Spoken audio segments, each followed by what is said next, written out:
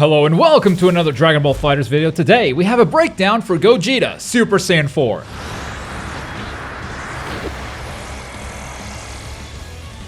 俺は孫悟空でもベジータでもない。俺は貴様を倒すものだ。 Gogeta breaks a lot of the game's rules with 2 air dashes, a level up system, and the possibility of defeating any opponent with a single level 3. No match is truly lost while a Gogeta remains on the battlefield. And why not celebrate Gogeta with today's sponsor, Kaioken Clothing, the online store where you can get t-shirts and hoodies inspired by your favorite anime shows. Among their Dragon Ball collection, you can, of course, find the Gogeta hoodie. Check out their remix section for their alternate takes on your favorite character designs. All of them are made by Kaioken Clothing and are exclusive to the store. You won't find the stuff anywhere else. You get to pick something cool and also unique. And when you're ready to buy something, use promo code Globku at checkout for a 10% discount out of anything you want to purchase. Thank you Kaioken Clothing for sponsoring this video. First, let's talk about one of the most unique gimmicks in the game, the double air dash. That's right, after Gogeta jumps, he can air dash twice before landing. This covers a great distance on the screen and is also very useful for mix-ups. Even though he has 2 air dashes, Gogeta still only has 1 double jump. But he can use that jump and then air dash if he so desires. This gives Gogeta some unpredictability as to when he's gonna land, and somewhat makes up for his lack of full screen options. Next, let's look at his auto combos. When you mash the light attack button, he does this. It's an easy side swap combo if you need it. The second hit of the auto combo has a huge hitbox. There are no vacuum properties here, but that punch can really reach some weird places. And the third hit is air invincible. And then when you mash the medium attack button, he does this.